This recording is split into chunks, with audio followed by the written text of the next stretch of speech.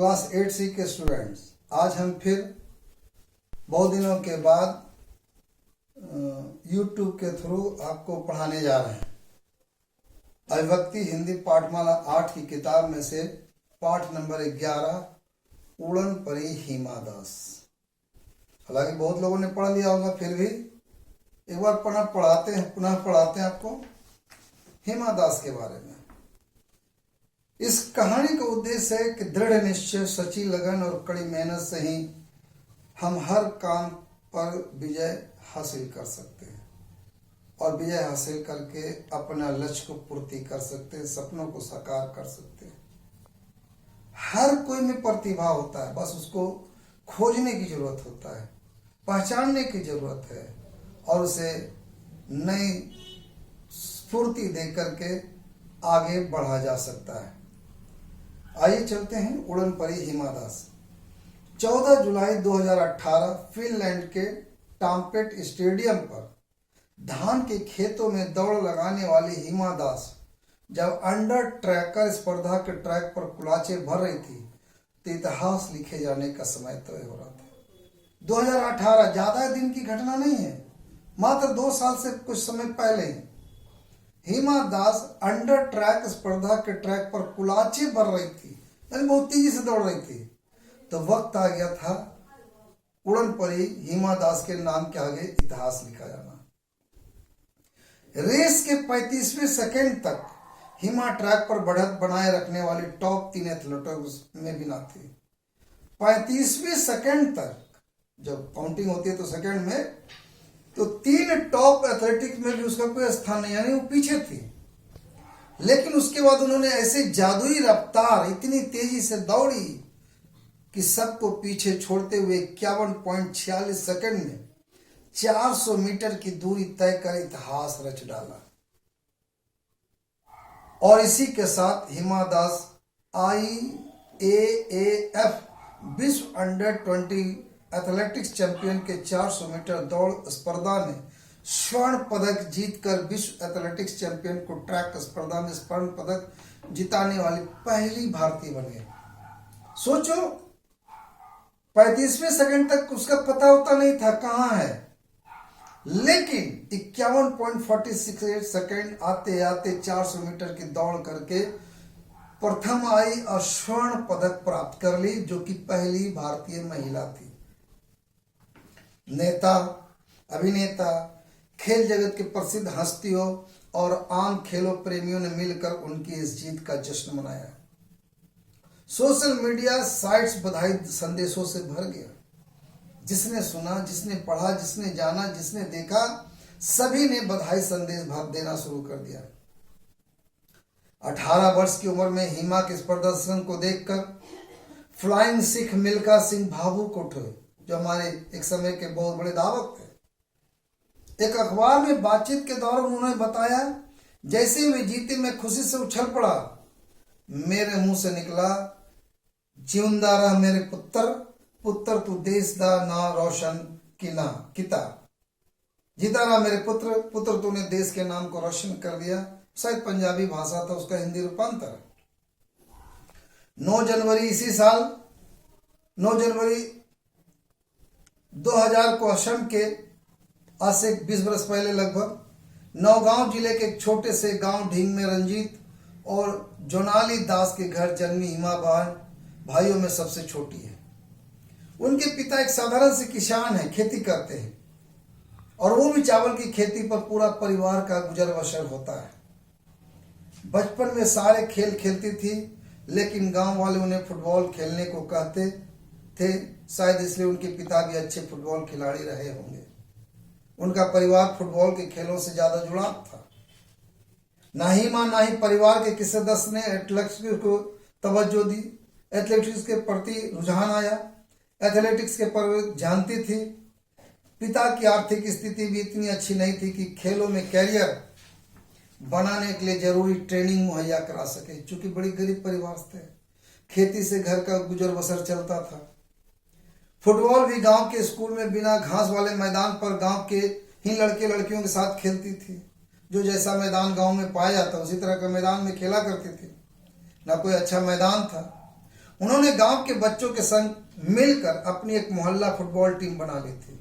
ऐसा होता था, बहुत सारे लोग गांव में एक मोहल्ला टीम, वो मोहल्ला ये मोहल्ला मिल करके आपस में मैच खेलते थे। जीतने पर बतौर इनाम पेन मिलता था इनाम के रूप में, या टॉफी, जिसे पाकर बहुत खुश हो जाती थी। बाद में जिला स्तर पर खेलने लगी, उनमें 100 या 200 रुपये मिलने लगे। हिमा के लिए इनाम राशि बहुत बड़ी थी, क्योंकि गरीब थी, परिवार बहुत गरीब था। 100-200 तो बहुत ज्यादा हो जाता था। वे फुटबॉलर बनने की सपना देखने लगी। वे चाहती थी नेशनल फुटबॉल टीम में उन्हें मौका मिले, देश की तरफ से खेले। जिला स्तर के टूर्नामेंट के दौरान उन्होंने व्यायाम खेल टीचर ने देखा कि लड़की बहुत तेज दौड़ती है। जो पीटी टीचर थे, देखा ये लड़की तो बहुत तेज दौड़ती है और फुटबॉल खेल रही है। उन्होंने हिमा को धावक बनने की सलाह दी। बोले तुम एथलेटिक्स बनो, दौड़ो, तेज धावक बनो। तब फुटबॉल को अलविदा कहकर वे एथलेटिक्स के व्यक्तिगत स्पर्धा में भाग आजमाने लगी। छोड़ दी फुटबॉल को, त्याग कर दी, और जहां दौड़ हुआ वहां भाग लेने लगी। मिट्टी के टर्फ पर कुछ महीने अभ्यास करने के बाद उन्होंने राज्य स्तरीय प्रतियोगिता में 100 मीटर स्पर्धा में न सिर्फ भाग लिया बल्कि कांस्य पदक जीता। जहां मिट्टी में दौड़ा करती थी, उसके बाद ट्रैक पर दौड़ी और ट्रैक में 100 मीटर की दौड़ में वो कांस्य पदक जीत ली। जनवरी 2017 में, आज से 3 साल पहले, हिमा गुवाहाटी में एक कैंप में ट्रेनिंग के लिए गई। एक दिन सुबह प्रैक्टिस के दौरान कोच नियोन दास ने उन्हें ट्रैक पर दौड़ते देख लिया। अरे, उन्हें लगा ये लड़की तो कमाल की धाविका है, कुछ भी कर सकती है, देश का नाम रोशन कर सकती है, इतनी तेज दौड़ने वाली। मौका मिला तो ये पूरी दुनिया जीत लेगी, उसे लगा नियोन दास को। बस क्या था, उन्होंने हिमा को बुलाया और ट्रेनिंग देने की ठान ली कि अब इसे ट्रेनिंग देना है। हिमा के पिता बेटी को ट्रेनिंग दिलाने के राजी थे, पर समस्या था खर्चे की। हिमा के पिताजी तैयार थे, लेकिन समस्या तो गरीबी तो सबसे बड़ी थी, और गरीब व्यक्ति कहाँ खर्च करेगा ट्रेनिंग के लिए। उन्होंने साफ कर दिया, मेरे पास तो पैसे नहीं, मैं ट्रेनिंग का कैसे भार उठाऊंगा। उन्होंने कोच नियोन दास से कहा, भाई है ना, हिमा को बाहर रहने और खाने पीने का खर्च नहीं उठा सकते, क्योंकि हम इतने लायक नहीं हैं, हमारी आर्थिक स्थिति उससे नहीं है। पर कोच को तो हिमा में असीम सम्मान दिख रही, लेकिन कोच नियोन दास को लग रहा था कि अगर इसे मौका मिले तो कुछ ना कुछ कर देगी। उसे लगा कि ये जीत सकती है। वे चाहते थे कि देश को बेहतरीन खिलाड़ी मिले, लेकिन उन्होंने स्वयं ही सारा खर्च उठाने का निश्चय किया और हिमा को गुवाहाटी सेंटर ले गए। और नियोन दास में यह था कि लगा इसकी गरीबी के कारण कहीं मात ना खा जाए, देश एक खिलाड़ी को न खोज दे। उन्होंने सारा खर्च अपनी जिम्मेवारी से उठा लिया और ट्रेनिंग सेंटर ले आए। कड़ी ट्रेनिंग का वक्त था। ट्रेनिंग सेक्टर में प्रैक्टिस के साथ साथ खान पान व्यायाम के लिए कई नियमों का पालन करना पड़ा। कोच ने शुरुआत में उन्हें 100 मीटर की रेस दौड़ कराई, फिर हिमा ने रिकॉर्ड समय में पूरा किया। इसके बाद 200 मीटर रेस में हिस्सा दिलवाया, वहां भी अब बोल रहे। अब कोच नियोन दास का हो गया कि लड़की 400 मीटर की दौड़ में हिस्सा लेने लायक बन चुकी है। यानी 100-200 में जब आगे बढ़ गई तो लगा कि अब 400 मीटर में बाजी मार सकती है। नेशनल टीम में खेलने के बाद अप्रैल 2008 में गोल्ड कोस्ट में आयोजित राष्ट्रमंडल खेलों में 400 मीटर स्पर्धा में 6ठे स्थान पर रही। वह सबसे अच्छा प्रदर्शन नहीं था। उन्होंने मीडिया से बातचीत में कहा, यहाँ मैं दुनिया के बेहतरीन धावकों के साथ दौड़ी हूँ, मैंने बहुत सारी बातें सीखी है, कैसे दौड़ते हैं। मैं आपसे कहना चाहता हूँ कि मैं अगले जिस भी अंतर्राष्ट्रीय टूर्नामेंट में हिस्सा लूंगी, निश्चित रूप से देश को स्वर्ण पदक जीत करके जीतूंगी। इस घटना के बाद हिमा दास का नाम भूल गए, लेकिन ग्रामीण इलाके में इस लड़की ने अपना वादा नहीं भूला। अंतर देश वापस आकर उन्होंने जमकर अभ्यास किया और अपनी टाइमिंग में काफी सुधार किया। और फिर वह क्षण आया, फिनलैंड के IAF विश्व अंडर 20 एथलेटिक्स चैंपियन में स्वर्ण पदक जीतकर उन्होंने सिर्फ एथलेटिक्स के ट्रैक पर जन गण मन सुनने के लिए भारतीय खेल प्रेमियों की पुरानी हसरत की, बल्कि पूरे देशवासियों की आंख की तारा बन गई, लाडली बन गई, एक विजेता बन गई। जो उन्होंने जीता IAF में 400 मीटर की रेस में अंडर 20 में स्वर्ण पदक लेकर के देश के नाम को रोशन कर दी। प्रधानमंत्री ने जीत के इस क्षणों को अविस्मरणीय कहा, खुद बधाई उन्होंने दिया।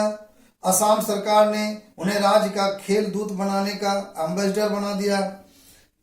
ढींग गांव से फिनलैंड तक का सफर कठिन था, पर अपनी लगन और कठिन परिश्रम के बल पर हिमा ने अपना मुकाम पा ही लिया। जीत के बाद हिमा का भाव देव भी उठा। तिरंगा ढूंढना सबके दिलों के भीतर तक छू गया। फिर जब हिमा को स्वर्ण पदक पहनाया गया तब राष्ट्रगान बजा तो उसके आंखों में आंसू आ गए, खुशी के आंसू थे। आखिर देश के खेलने के लिए सपना जो पूरा हुआ था। हिमा ने सिर्फ अपने कोच के भरोसे पर खरी उतरी, बल्कि देश के लिए एक नई उम्मीद की जगह दी। उम्मीद भारत में एथलेटिक्स की एक नए दौर की शुरुआत कर दी। इस उपलब्धि के लिए सितंबर 2018 में उन्हें राष्ट्रपति द्वारा अर्जुन पुरस्कार से सम्मानित किया गया। कहने का अर्थ है, प्रतिभा सभी में होती है, वो छिपी होती है, उसे पहचानने की जरूरत है, उसे तराशने की जरूरत है, जिस तरह हिमा दास ने किया। और हिमा दास का साथ बखूबी न्योन दास उसके कोच ने की। अगर वो अपनी खर्चे से अगर उसे ट्रेनिंग नहीं देते तो आज शायद हिमा दास का नाम गौन हो जाता, इतिहास के पन्नों पर नहीं लिखा जाता। लेकिन पहली बार जब वो भाग ली और छठे नंबर पर रही तो उसने सोच लिया था कि मुझे देश के लिए स्वर्ण पदक जीतना है, और उसे भूले नहीं। लोग भूल गए, लेकिन मेहनत जारी रखी। और फिर अंडर 20 में जब फिनलैंड में हुआ IAF और 2018 ईस्वी में स्वर्ण पदक ला करके भारत देश को गौरवान्वित कर दिया। इधर कहानी था, आप इसे पढ़ेंगे YouTube के माध्यम से, और आपको कल एक्सरसाइज जो बनाने के लिए दे देंगे वो आपको बनाएंगे। तब तक घर में रहें, सुरक्षित रहें और पढ़ाई को ध्यान में दें। और सबसे मैं एक लाइन कहना चाहूँगा, बड़े दुख की बात है कि क्लास 8C के स्टूडेंट बहुत सारे लोगों ने कॉपी हिंदी की नहीं जमा की है, बहुतों ने जमा की है। जो जमा किए वो धन्यवाद के पात्र हैं, और उम्मीद है कि आगे भी जारी रखेंगे। और जिन विद्यार्थियों ने नहीं जमा किया है वो अपने आप को क्या समझते नहीं मालूम, लेकिन उसे हर हालत में विदिन 3 डेज के अंदर में कॉपी जमा करनी है। स्कूल के ऑफिस में या काउंटर पर या स्टेज पर टीचर है या सब्जेक्ट टीचर को कॉपी जमा करनी है हिंदी का। हम 3 दिन आपको मौका देते हैं, 25, 26, 27, 28 तक आपकी सारी कॉपी जमा हो जानी चाहिए, हिंदी की दोनों कॉपी। तब तक लिए घर में रहें, सुरक्षित रहें। धन्यवाद।